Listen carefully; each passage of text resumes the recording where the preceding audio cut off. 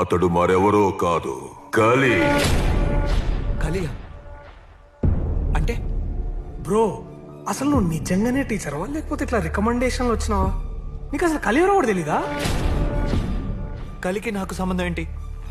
అతడికి నీ ఒక్కడితోనే కాదు, ఈ భూమి మీద బ్రతికే ప్రతి ఒక్కరితోనూ సంబంధం ఉంటుంది.